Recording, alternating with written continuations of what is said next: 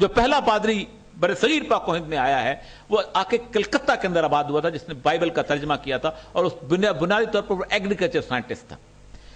350 سال انہوں نے 6 حصوں میں مسلم امہ کو تقسیم کیا اور اس کے اندر اپنے اپنے پادری بھیجے، کسی بھی جگہ سے، کہیں بھی اور کسی علاقے سے۔ جب انہوں نے نیٹ ریزلٹ ڈھونڈا اپنا، اس کے بعد سے کہتے ہیں کہ اپنی انوینٹری بنائی، انہوں نے مشنری سکول کھولے، انہوں نے اس کے ساتھ ساتھ مختلف قسم کے رفائی ادارے کھولے، ہاسپٹلز کھولے، اور سب سے بڑا یہ تھا کہ ان کے ہاں جو لیپریسی کے سینٹرز کا جو بہت بڑا ادارہ تھا وہ کھولا۔ 450 سال کے بعد جب انہوں نے اس کی انوینٹری بنائی کہ ہم کیا کام کیا ہے، تو انہوں نے صرف 727 کے قریب لوگوں کو اپنا مذہب اسلام چھوڑ کے کسی اور طرف مائل کرنا کیا تھا۔ 727 لوگ۔ اس کے بعد انہوں نے کہا تھا کہ وہ لوہے کے چنے ہیں کہ جن کو نہیں دبایا جا سکتا۔ ہمارا معاملہ کیا ہے؟ ہمارا معاملہ یہ ہے کہ ہمارے معاملہ مروبیت کا معاملہ ہے، کچھ اور نہیں۔ ہمارے اندر جو ایک صدیوں کی غلامی نے احساس کمتری پیدا کیا ہے، اگر ہم آج اس سے نکل آتے ہیں، دنیا کی کسی قوم کے اندر آپ چلے جائیے، خواہ وہ فرانسیسی ہو، خواہ وہ برطانوی ہو، خواہ کوئی اور ہو، اس کو بنیادی طور پر اپنے قوم کے، اپنے ماضی کے اوپر ناز ہے۔ ہمارا ماضی، جس کو ہم ایک خاص فارسی کے محاورے کے طور پر ریجیکٹ کرتے ہیں کہ پدرم سلطان بوت، ہمارا باپ سلطان تھا، اس لیے ہم کیا ہیں؟ تھے تو آبا و تمہارے ہی، مگر تم کیا ہو؟ ہاتھ پر ہاتھ درے منتظر فردا ہو۔ ہم پہلا مصرع تو پڑھ لیتے ہیں، لیکن ہم منتظر فردا کی صورتحال کو نہیں دیکھتے کہ ہم نے ماضی کے اوپر فخر کرنا اب چھوڑ دیا ہے۔ میرا باپ میرے ماضی پر فخر کرتا تھا۔ 3 چیزیں ایسی ہیں جو پوری دنیا کی تاریخ کے اندر کسی اور قوم نے پیدا نہیں کی، ہم مسلمانوں کے حصے میں آئی ہیں۔ آپ بہت پڑھے لکھے لوگ ہیں، ظاہر بات ہے ڈیفنس کے علاقے میں ایک لٹریسی ریٹ کافی ہوتا ہے۔ 3 چیزیں ہیں جو کسی اور قوم کے خاصے میں نہیں آئی، جو ہمارے فخر کرنے کے لیے زیادہ ہیں، اور پھر میں بتاؤں گا کہ خامی آپ کے ہاں کہاں سے آئی ہے۔ آپ کسی بھی سوشیولوجسٹ کے پاس چلے جائیں، آپ خود پڑھے لکھے لوگ ہیں، آپ سے کوئی پوچھے کہ دنیا میں سب سے پوٹنٹ فورس کیا ہے، سب سے ایسی فورس جس سے لوگ محبت کرتے ہیں، تو کہتے ہیں کلچر۔ میں اپنے لباس نہیں چھوڑتا ہوں، میں اپنا علاقہ نہیں چھوڑتا ہوں، میں اپنا ساگ کھانا نہیں چھوڑتا ہوں، میں اپنی لسی پینا نہیں چھوڑتا ہوں، میں اپنے نہاری اور پائے نہیں چھوڑتا ہوں۔ کلچر میں بھی جب پوچھا جائے گا کہ سب سے پوٹنٹ فورس کیا ہے جس کے ساتھ انسان کی وابستگی ہوتی ہے، تو کہیں گے ماں بولی، mother tongue, the most important۔ UNESCO بھی کہتی ہے کہ مدر ٹنگ کے اندر لوگوں کو تعلیم دو تب بہتر تعلیم ہوگی۔ آپ وہ واحد قوم ہے دنیا کے خطے کے اندر، اس نقشے کے اندر، کہ جہاں میرے سید الانبیاء کے تیار کردہ صحابیوں نے دین لے کر پہنچے، وہاں کی مدر ٹنگ تبدیل ہوئی ہے۔ عراق میں کبھی عربی نہیں بولی جاتی تھی، شام میں کبھی عربی نہیں بولی جاتی تھی، لبنان میں کبھی عربی نہیں بولی جاتی تھی، مصر میں کبھی عربی نہیں بولی جاتی تھی، تیونس میں کبھی عربی نہیں بولی جاتی تھی، مراکش میں کبھی عربی نہیں بولی جاتی تھی، لیبیا میں کبھی عربی نہیں بولی جاتی۔ دے part of the Arab world.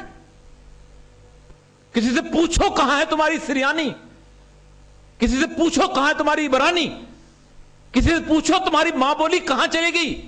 Sibghat اللہ کے رنگ میں یوں رنگے ہیں کہ آج وہ part of the Arab world ہے۔ اس سے بڑا معجزہ تاریخ میں کسی نے نہیں کیا۔ دوسرا بڑا معجزہ، میں خود ایک بیوروکریسی سے تعلق رکھتا ہوں، چائنیز زندگی بھر سب سے پہلا جو پرنسپل چائنیز نے شروع کیا تھا وہ بیوروکریسی کا تھا، اس کو مینڈرنز کہتے تھے۔ یہ جو سارے کا سارا آج کا بیوروکریٹک سسٹم ریسٹ کرتا ہے، یہ چائنیز کے سسٹم کے اوپر ریسٹ کرتا ہے۔ یہ سول سروس کا ایگزام کے بعد اس کو کوالیفائی کرنا، کوالیفائی کر کے ہائر سروس میں جانا، ہائر سروس کے بعد کنگ سروس میں جانا، اور اس کے اندر اس کے سارے پیرافرنیلیاز بنانا۔ جس وقت مسلمان یہاں پر پہنچے ہیں، سیدنا عمر فاروق نے جب ایران فتح کیا ہے اور اس کے ساتھ شام کے علاقوں کو فتح کیا جو کہ بیسیکلی رومن امپائر کے اندر تھے، تو اس وقت بھی بہت بڑا پیرافرنیلیا تھا۔ روم کی سینٹ کے سسٹم کو آپ دیکھیں تو آپ کی ڈیموکریسی وہیں سے نکلی ہے۔ یا آج جو آپ سینٹ اور اس کی ڈسکشن آپ دیکھتے ہیں، وہ جو کسی نے شیکسپیئر پڑھا ہو تو وہ بروٹس کی جو تقریریں اس میں دی ہوئی ہیں، اور اس کے اندر وہ سینٹ کے اندر اس کی گفتگو سنی ہوئی ہے، صلح کے دور کو لے لیں، وہ سارا کا سارا اسی دور کا ہے۔ ایرانیوں کے اندر ان کا جو سسٹم تھا گورنر کا، اور اس گورنر کے ساتھ ان کے ساتھ باقی چھوٹے چھوٹے سب موجود تھا۔ دنیا کی تاریخ اس حیرت میں ہے اس وقت تک کہ how empire could run without a secretariat and bureaucracy. عمر ابن خطاب کو ایک چھوٹا سا کمرہ تھا اور پوری کی پوری امپائر رن کرتی تھی. اس کی بنیادی وجہ کیا تھی؟ دا بیسٹ ڈیولوشن سسٹم جو ہے اسلام نے دیا تھا کہ موصل کا حاکم، کوفے کا حاکم، نہاوند کا حاکم عمر ابن خطاب کا جواب دے نہیں، اللہ سبحانہ و تعالیٰ کا جواب دے ہے. ہی از اکاؤنٹیبل ٹو اللہ. اور اس کے اوپر چیک کس کا تھا؟ جوڈیشل سسٹم کا. وہ جو قاضی ہوتا تھا وہ قاضی دیکھتا تھا کہ اللہ کے اصولوں کے مطابق فیصلہ کرتا ہے کہ نہیں کرتا ہے. اس کو وہ قرآن کی آیت یاتی من لم یحکم بما انزل اللہ فاولئک هم الکافرون، جو ہم نے نازل کیا ہے جو لوگ اس کے مطابق فیصلے نہیں کرتے وہی کافر ہیں. اولئک هم الفاسقون، وہی فاسق ہیں. اولئک هم الظالمون، وہی ظالم ہیں. جو مشہور حدیث علماء اکرام جہاں موجود ہے معاذ بن جبل والی ہے کہ جب ان کو یمن میں خلیفہ بنا کے بھیجا، کہا فیصلے کیسے کرو گے؟ کہا جو اللہ کے رسول نے بتائے، اللہ نے بتائے. کہا وہاں سے نہیں ملا. کہا اس سے جو رسول اللہ صلی اللہ علیہ وسلم کی سنت جو آپ نے مجھے بتایا ہے، کہا وہاں سے بھی نہیں ملا. کہا اجتہاد برئی، میں رائے سے، اپنی رائے سے یا اجتہاد کروں گا. یہ وہ ڈیولوشن سسٹم تھا کیونکہ خوف خدا جو تھا وہ بنیادی طور پر اس گورنمنٹ کے اندر موجود تھا. تیسری بڑی چیز، اسپین سب سے پہلا کولونیل ملک تھا. میں صرف اس لیے آپ کو چیزیں چند چاہتی اس لیے بتانا چاہتا ہوں کہ آپ اس ساری کیفیت سے نکلے پھر دیکھیں آپ نے کرنا کیا ہے.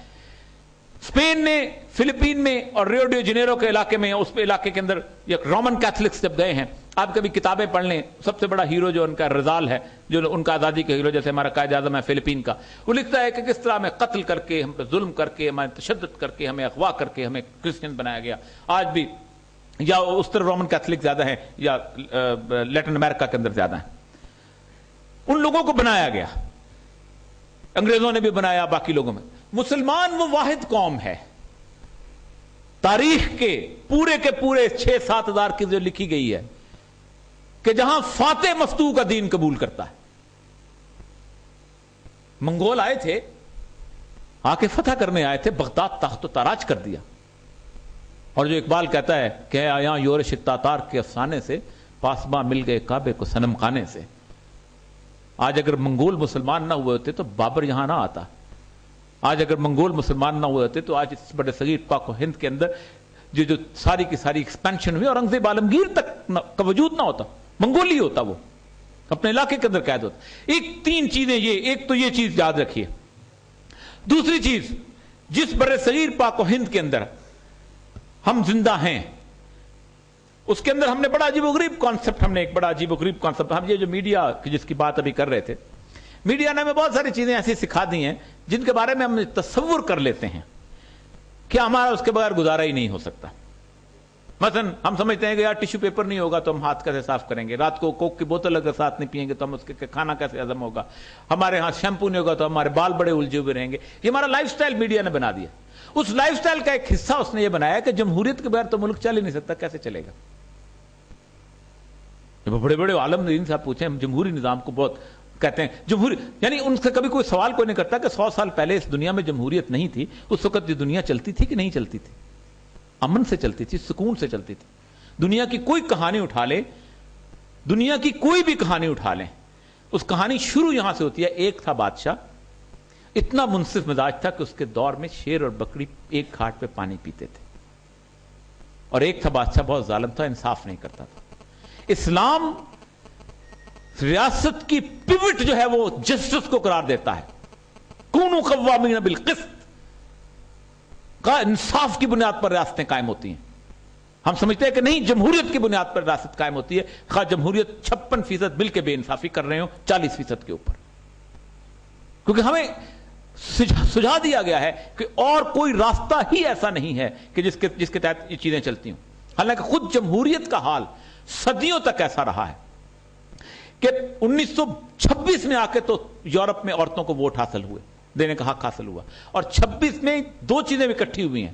ایک دنیا کا سب سے پہلا مس ورلڈ کا کمپٹیشن شروع ہوا ہے فلوریڈا کے اندر، اور دوسرا یہ شروع ہوا ہے عورتوں کو ووٹ دینے کا. یہ سائملٹینیسلی چلے. 1973 کے اندر سوئٹزرلینڈ میں عورتوں کو ووٹ دینے کا حق حاصل ہوا ہے. یہ جو 1 man 1 vote جو ہے، یہ ہم نے جو آج سیکھ لیا ہے، جو ہم نے 1948 میں نعرہ لگا دیا تھا، یہ اس وقت سوئٹزرلینڈ جیسے ملک کے اندر عورتوں کو ووٹ دینے کا حق حاصل نہیں تھا. ہم نے کبھی سوچا ہی نہیں کہ ہم نے اپنا سسٹم کس طریقے سے اور کیسے ایوالو کرنا ہے. مسلم امہ میں جب ہمیں غلبہ اور اقتدار حاصل تھا ہم اقلیت میں تھے لیکن ہم نے اللہ کے قانون نافذ کیے. اکثر یہ سوال کیا جاتا ہے کہ برصغیر پاک و ہند میں اکبر بڑا سیکولر تھا اور اس کے بعد جناب جہانگیر بڑا سیکولر تھا اور اس کے بعد 1226 کے اندر التمش یہاں پر آیا ہے اور قاضی معراج سراج کو اس نے قضا کا عہدہ دیا ہے. وہاں سے لے کے 1857 تک اس برصغیر پاک و ہند کا جو نظام تھا پینل کوڈ جس کو کہتے ہیں وہ فقہ حنفی بیس کرتا تھا. کوئی ایک بدھ قاضی نہیں ہے, کوئی ایک ہندو قاضی نہیں ہے, کوئی ایک سکھ قاضی نہیں ہے.